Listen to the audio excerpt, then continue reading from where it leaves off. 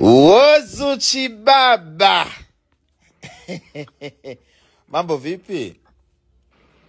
Yuma nakwaje? Shwari Wozu, uko poa? Bana niko poa ndugu yangu, niambie ndugu yangu. Fresh, pande zipi mkubwa? Po nyumbani. Na mvua hizi kweli lazima utulie nyumbani. Sasa sijui ndugu yangu nikute mjane wa taifa, sijui nikute yatima adeki, yani sijui nikute jina gani ambalo litajitosheleza kwangu. Kwanza pole kwa matatizo. Amna, unajua katika biashara hilo huwa vinakuwa vinaingiliana. Misimu hii ni tofauti na misimu ya kwanza. Mara mwisho tulikuwa tumeenda China, hata wewe unakumbuka ulikuwa umekuja China sana, kulikuwa kuna changamoto ya kutuma mizigo. Kwa hiyo wewe na Wema mko mnafanya biashara? Wewe mzigo wako ulikuwa umeagiza simu sawa na mzigo ambao umefanya aliagiza ule kamanda mzee Mkavu. Yote mizigo ilitufikia, lakini wewe imechelewa tu kufika. Nangu tusamehe. Wozu, umechanganyikiwa. Utakuwa umechanganyikiwa huko sawa. Unajua sasa hauwezi kucomplain vitu kwa sababu mwisho wa siku hata matairi ambayo mlikuwa mmeagiza matairi ambayo sio yalikuwa mapya. Subiri. Hebu tuwe taratibu. Wewe umeweza kuchanganyikiwa siku hizi. Sio kutoka kwenye ofisi yangu hapa gorofani. Wozu, una ofisi gani? Ofisi yako mziki wewe? Una ofisi gani wewe Wozu? Kwani wewe uliagiza mzigo kwenye sehemu gani? Wewe makajua kusaidia kitu kimoja. Hamna biashara ndio hivyo vitu vinavyokuwa sasa hivi. Mwisho wa siku kufanya bei ya punguzo ambalo wewe unataka kawaida, lakini baba wa watu kashapoteza dira.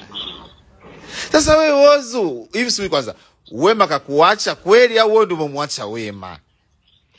Tuliwachana, yani ule mzigo tuliwacha pale pale. Astaghfirullah, Wema tabia mbaya, sijui kamloga mtoto wa watu. Wewe wani wanamsha kuagiza, mwisho wa siku tuliacha receipt pale.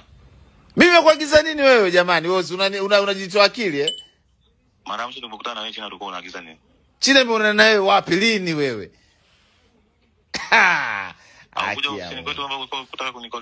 Nasikia penzi zito na Luludiva, mtoto mbaya anachanganya kuku na Hamna, kipaimara cha Luludiva kilifanyika asubuhi, rafiki sasa mwisho siku alikuwa hajataka kumnyo.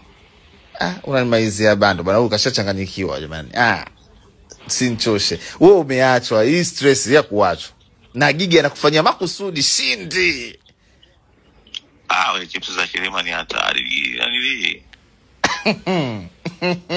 Kama vipi kesho nikupitie nikitoka ofisini. Au mwisho siku nafikiri baada ya wiki mbili mzigo wako na kamanda mzee Mkavu unaweza ukawa umerudi. Nikupitie ndio kwa mzee Shirima tukale hizo chips au unasemaje? Huyu kashapoteza network wewe jamani, Wema msamee huyu kaka. Zile chips zile hatari, zina ndimu, zina nini? Hatari mishikaki yako. Kwa sasa hivi kuna Luludiva.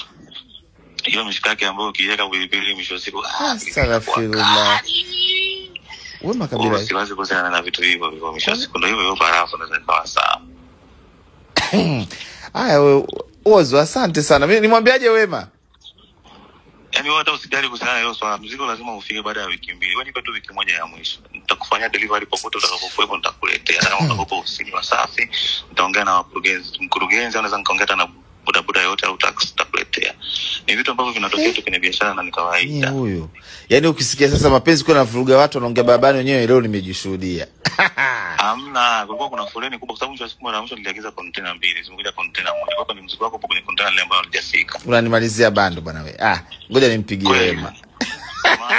Mapenzi yananiumiza roho.